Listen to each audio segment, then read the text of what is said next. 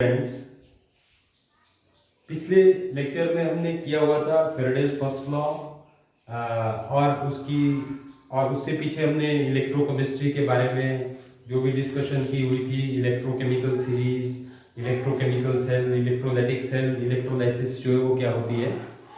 आज हम स्टडी करेंगे फैराडेज सेकेंड लॉ और फैराडेज फर्स्ट लॉ है और उसकी कुछ एक जो न्यूमेरिकल्स है एग्जाम में पूछ देते हैं और इम्पोर्टेंट भी है, कंपटीशन लेवल में भी आते हैं। आज हम फर्स्ट ऑफ ऑल करेंगे हम फैराडेज सेकेंड लॉ।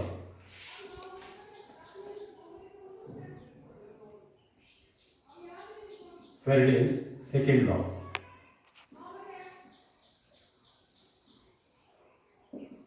तो फैराडेज सेकेंड लॉ देखो, फैराडेज फर्स्ट लॉ को मैं रिवाइज कर देता हूं। फैराडेज फर्स्ट लॉ ने क्या बोला था कि मतलब जितना चार्ज पास करे, मतलब amount of substance deposited at any electrode is directly proportional to charge passed.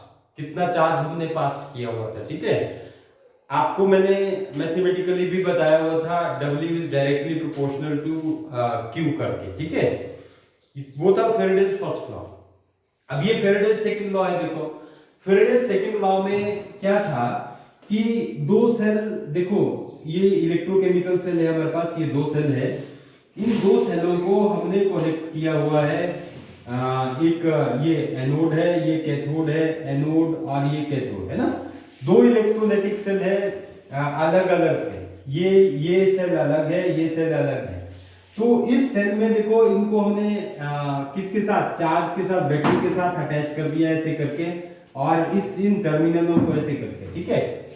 मतलब when two cell connected in series, ये सीरीज में कनेक्ट हो गए हैं दो सेल, और यदि हम यहां से देखो सेम क्वांटिटी ऑफ चार्ज को यहां से पास करते हैं, तो जो भी मास डिपॉजिट और लिबरेट होगा एट एनी इलेक्ट्रोड पे, इन किसी भी इलेक्ट्रोड पे जितना भी चार्ज डिपॉजिट होगा वो किसके इक्वल होगा हमारे पास, या किसके डायरेक्टली प्रोपोर्शनल होगा, उसकी ही मेटल जो भी होगी, जो डिपॉजिट हो रहा है उसके इक्विवेलेंट वेट के इक्वल होता है, ठीक है।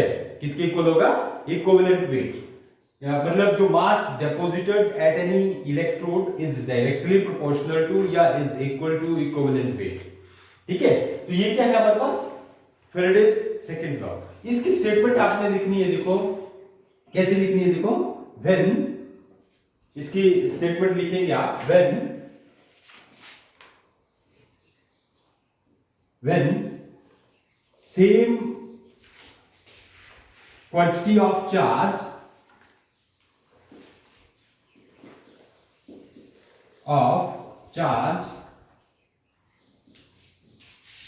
passed through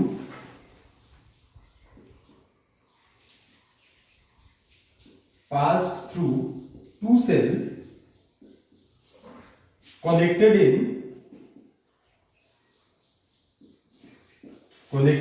in series, then mass deposited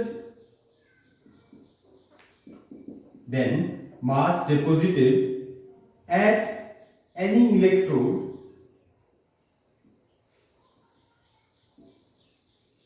is equal to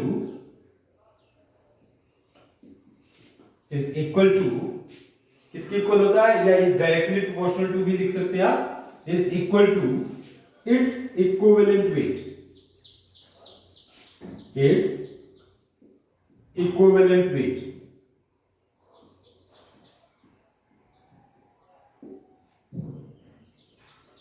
इसके इक्वल आ जाएगा, इसके इक्विवेलेंट वेट के इक्वल आ गया, ठीक है। मैथमेटिकली देखो दैट इज हम लिखेंगे, दो सेल है, दोनों सेलों में जो मैथमेटिकली इसका एक्सप्रेशन जो आएगा, यदि हम एक सेल का देखो W1 लेते हैं, W1 डिवाइडेड बाय W2, मतलब weight of the first cell, weight of the second cell is equal to किसके इक्वल आ जाता है, इसके equivalent wait E1 divided by E2 के इक्वल आ जाता है, ठीक है।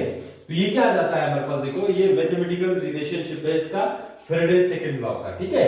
मैं दोबारा बता रहा हूं, देखो when same quantity of charge is passed through two cell connected in series, then mass deposited at any electrode, electrode ये है, ये एनोड कैथोड, ठीक है। तो मतलब इन पे जितना भी मास डिपॉजिट हो रहा है वो किसके डायरेक्टली प्रोपोर्शनल होगा या इक्वल होगा, इक्विवेलेंट वेट के इक्वल होगा, इसके ही इक्विवेलेंट वेट के इक्वल, ठीक है।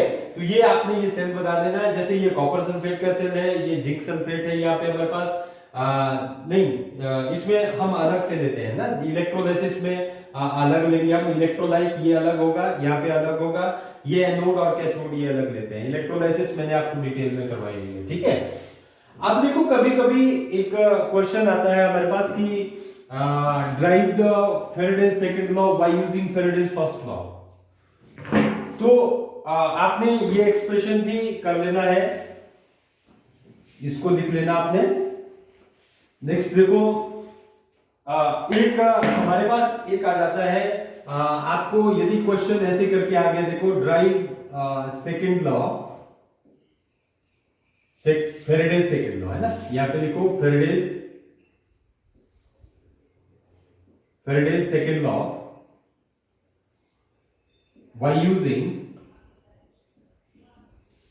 by using Faraday's first law। यहां पे Faraday's लिखते हैं ना, ठीक है, Faraday's first law।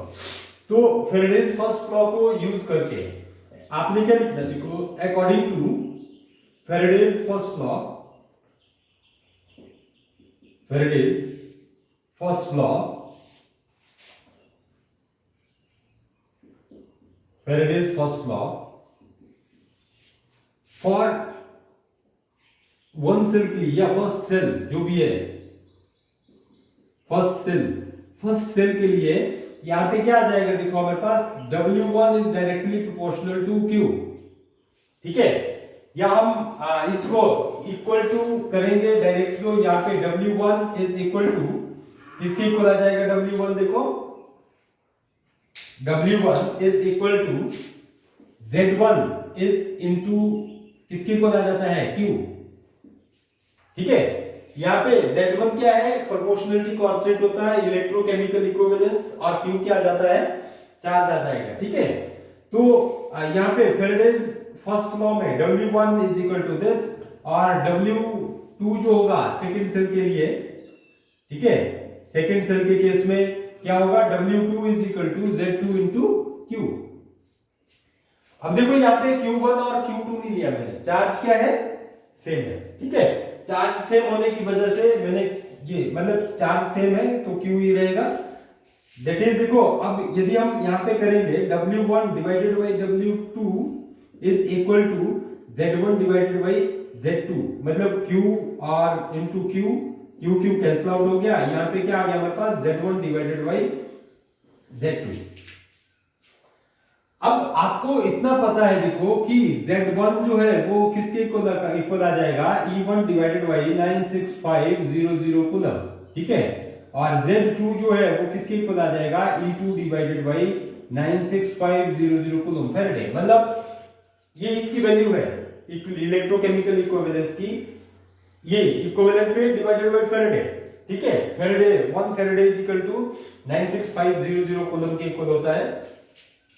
तो आप यहां पे लिख सकते हैं, देखो W1 divided by W2 is equal to E1 divided by 96500 divided by E2 divided by 96500, ये कैंसिल आउट हो गया हमारे पास, एंड में क्या रहा, देखो W1 divided by W2 is equal to E1 divided by E2, ठीक है।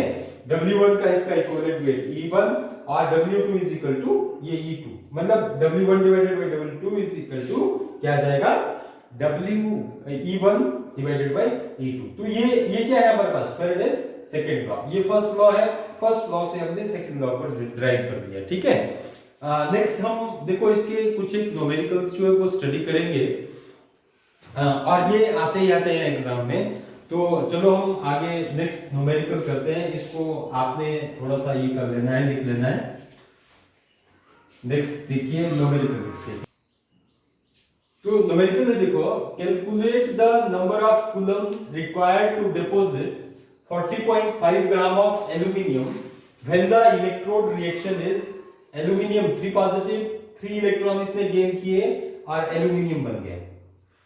अब यहां से हमने फाइंड आउट क्या करना है वो देखना है आपने, नंबर ऑफ कूलम्स रिक्वायर्ड, मतलब चार्ज जो है वो फाइंड आउट करना है।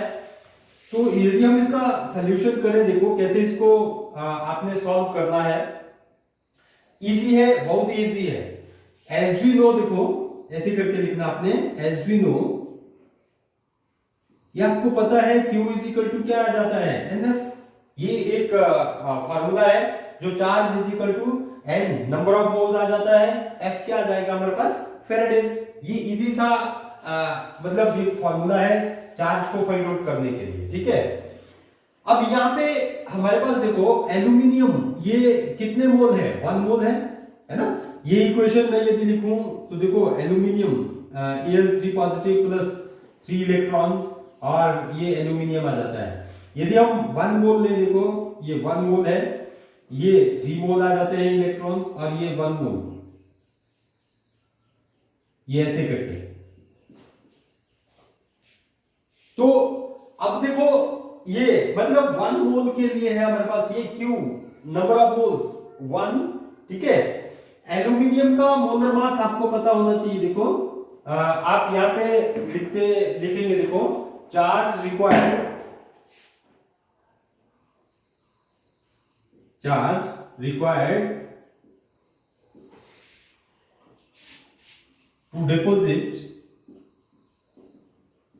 टू deposit 1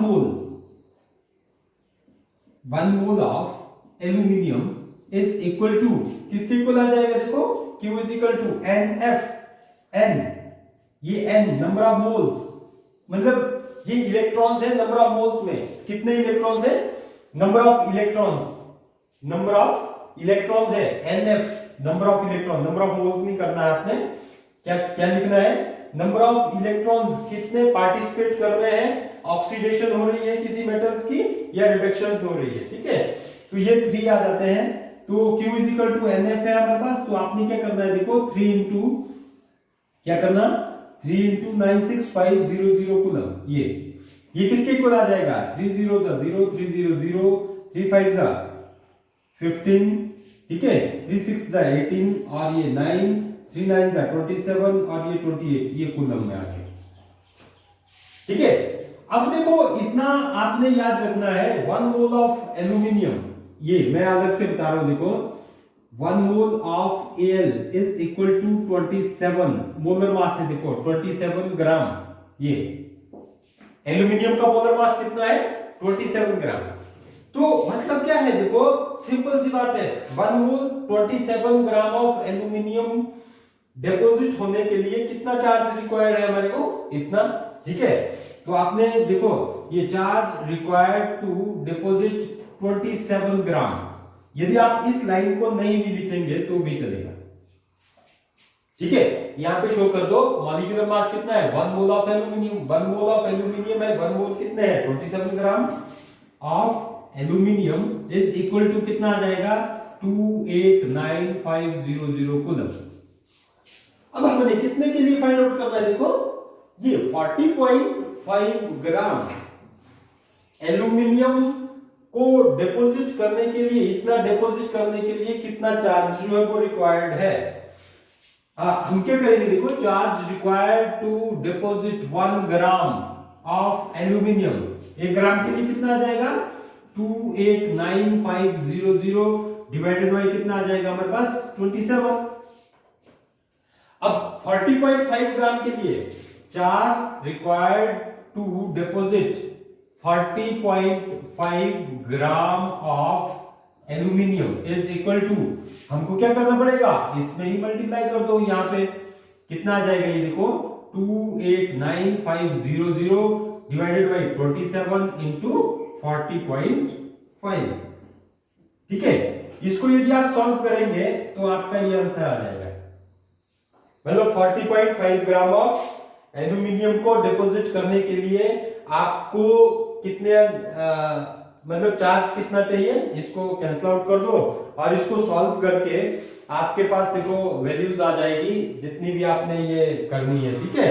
आंसर में ये आंसर कर लेना आपने, ये कैलकुलेट करके जितनी भी वैल्यूज आएगी उतने कूलम आपका आंसर आ जाएगा। तो ये एक न्यूमेरिकल था, इजी था। देखो मतलब number of Q is equal to NF and number of electrons आ गए, नंबर ऑफ इलेक्ट्रॉन्स 3 इनटू आपने क्या करना है F 1 फैराडे कूलम में कन्वर्ट कर देना है 96500 कूलम।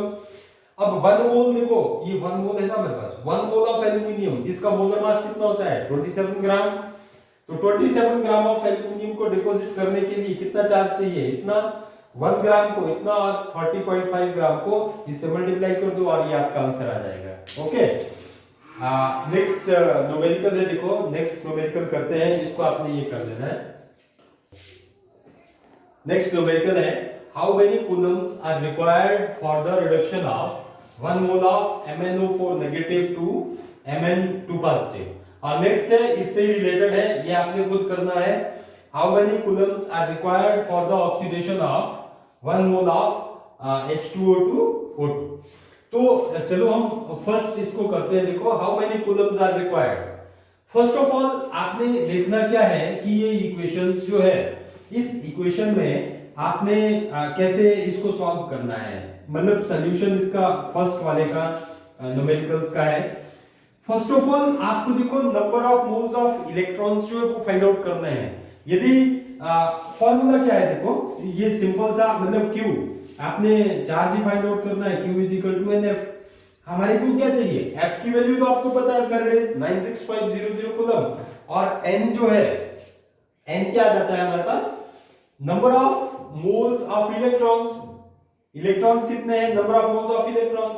तो number of moles of electrons during oxidation and reduction कितने हो रहे हैं वो कैसे आपको पता चलेगा, यहां से जो ये रिएक्शंस दिया हुआ देखो, यहां पे मैं यदि ये करूं MnO4 नेगेटिव, दिस गिव्स क्या आ जाता है, आपने एरो थोड़ा सा आगे देना है, देखो ये Mn2 पॉजिटिव।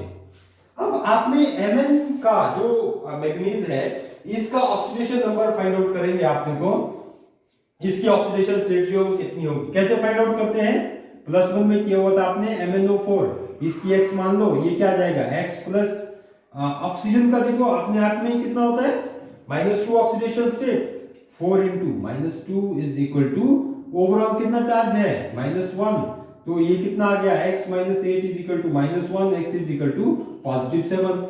यहां पे देखो ये +7, यहां पे कितना है हमारे पास दिया हुआ ऑलरेडी +2। तो +7 से +2 में आने के लिए हमको यहां पे क्या करना पड़ेगा, कितने इलेक्ट्रॉन ऐड करने पड़ेंगे, देखो 7 से 2 में यदि हम 5 इलेक्ट्रॉन्स को ऐड करेंगे, यहां पे रिडक्शन हो रही है ना, 5 इलेक्ट्रॉन्स को यदि हम ऐड करते हैं तो ये Mn2 पॉजिटिव आयन जो है ये बन जाता है। ओके, इसके बाद देखो अब आपको इलेक्ट्रॉन का पता लग गया, कितने इलेक्ट्रॉन टेक पार्ट कर रहे हैं इसमें, 5 इलेक्ट्रॉन। तो Q इज इक्वल टू कितना आ जाता है हमारे पास 5। इसके लिए देखो यहां पे कितना चार्ज चाहिए, 5 इंटू 96500 कूलम, बस यही आपका आगे आंसर हो जाएगा। इसको ही कैलकुलेट करके देखो 5000 ये 0 ये 0, 5 5 जा 25, 5 6 जा 30, ये आ जाएगा 5 9 जा दिस, और ये इतना, ठीक है। तो इतना चार्ज जो ये चाहिए, वैसे ही आपने देखो ये कैलकुलेट करना है H2O2 O2 की कितनी होगी ऑक्सीडेशन स्टेट 0, और H2O में ऑक्सीजन की कितनी होगी -2 टू 0, कितने नंबर ऑफ इलेक्ट्रॉन्स जो वो रिलीज हो रहे हैं ऑक्सीडेशन में, यहां से ये इलेक्ट्रॉन्स आपने फाइंड आउट करने हैं और इससे ही इसकी वैल्यूज जो है ये फाइंड आउट कर देनी है। तो ये फैराडेज फर्स्ट और सेकंड लॉ के न्यूमेरिकल्स थे। एक और न्यूमेरिकल लेंगे हम, एक और इसी टाइप का, इससे अलग से टाइप का है, एक और न्यूमेरिकल उसको भी करेंगे हम। जो नेक्स्ट न्यूमेरिकल जो है, तो नेक्स्ट न्यूमेरिकल है a current of 3 ampere is passed for 5 hours through a molten metal salt which deposit 31.6 gram of metal, जिसका मॉलिक्यूलर मास देके रखा है, molecular mass is equal to 177 gram per mole. What is the valency of metal, metal की जो valency होगी वो क्या है। अब ये फैराडेज फर्स्ट लॉ से हम बड़े इजीली कर सकते हैं, इसका मैंने आपको फॉर्मूला बताया हुआ था, देखो कि मतलब सॉल्यूशन में आपने देखो W इज इक्वल टू, ये सब कुछ दिया हुआ है, W इज इक्वल टू क्या होता है, Z इंटू आई इंटू टी, ठीक है। पीछे बताया हुआ था मैंने ये फॉर्मूला, Z किसके इक्वल होता है, E डिवाइडेड बाय फैराडे, मतलब 96500 कूलम के इक्वल होता है, इंटू आई इंटू टी। और जो इक्विवेलेंट वेट होता है हमारे पास E, वो किसके इक्वल आ जाता है, मोलर मास ओवर वैलेंसी। तो ये फॉर्मूला क्या बन गया हमारे पास, देखो molar mass into divided by valency, 96500 coulomb यहाँ पे आ गया, I इनटू क्या आ गया, T आ गया। तो M मोलर मास आ गया, तो W इज इक्वल टू किसके इक्वल आ गया हमारे पास, ये। अब यहाँ पे देखो वेट जो है वो कितना दे के रखा है, 31 वेट देखो 31.6 ग्राम, ओके। इसके बाद देखो वैलेंसी, ये हमने फाइंड आउट करनी है वैलेंसी। मोलर मास ऑलरेडी आपको दे के रखा है कितना, 177 ग्राम पर मोल। और उसके बाद देखो टाइम T जो है कितना ये दे के रखा है, टाइम 5 आवर्स दे के रखा है, 5 आवर्स दे के रखा है। इसको आपने सेकंड्स में कन्वर्ट करना है, तो आपको 60 मिनट और 60 सेकंड, ये सेकंड में कन्वर्ट हो गया, ये टाइम आ गया आपके पास, ठीक है। मतलब M हो गया, I एम्पियर, ये देखो कितना करंट कितना दे के रखा है, I 3 एम्पियर, 3 एम्पियर करंट। अब इनकी आपने ओनली सिंपली क्या करनी है, इस फॉर्मूले में वैल्यू पुट करनी है और वैलेंसी आ जाएगी। तो चलिए पुट करते हैं, देखो इसकी वैल्यू, ये W की वैल्यू कितनी आ जाती है हमारे पास, 31.6 W is equal to M, molar mass कितना है 177, I कितना है 3 ampere, T is equal to कितना आ जाता है 5 इंटू 6060, ये टाइम है हमारे पास। इसको आप यहाँ पे भी सॉल्व कर सकते हैं, जैसे भी करना है। V वैलेंसी हमने ये फाइंड आउट करनी है, 96500 कूलम, ये क्या आ जाता है हमारे पास, चार्ज आ जाएगा। अब आपने इसको वैलेंसी को सॉल्व करना है, तो वैलेंसी इज इक्वल टू किसके इक्वल आ जाएगी, 177 into 3 into 5 into 60 into 60 divided by 31.6 into 96500, ये। अब जब आप इसको सॉल्व करेंगे, ये पूरे का पूरा ये सॉल्व करके आपके पास अप्रोक्सीमेशन में इसकी जो वैल्यूज आती है, यदि आप इसको सॉल्व करेंगे अप्रोक्सीमेशन में इसकी वैल्यू आ जाएगी 3.134 या ऐसे करके 3.314 ऐसे करके आ जाएगी, मतलब ऐसे, है ना। तो इसको हम अप्रोक्सीमेशन में क्या लेते हैं, ये अप्रोक्सीमेटली किसके इक्वल आ जाएगी, ये अप्रोक्सीमेटली ये आ जाएगी हमारे पास 3 के equal, this is approximately equal to 3। तो आपकी वैलेंसी जो है, आंसर कितना लेना आपने, 3 के इक्वल लेना है, ठीक है। तो ये सारे के सारे न्यूमेरिकल है, इस टाइप के ही न्यूमेरिकल आपने और भी सॉल्व करने हैं। तो अगले लेक्चर में हम देखो कंडक्टेंस करेंगे और उसके बाद सेल स्टार्ट कर देंगे। इससे पहले ही हमारे पास देखो एक कोलोशियस लॉ आएगा, वो भी इंपॉर्टेंट है। तो आज का टॉपिक हम यहाँ पे खत्म करते हैं, थैंक यू।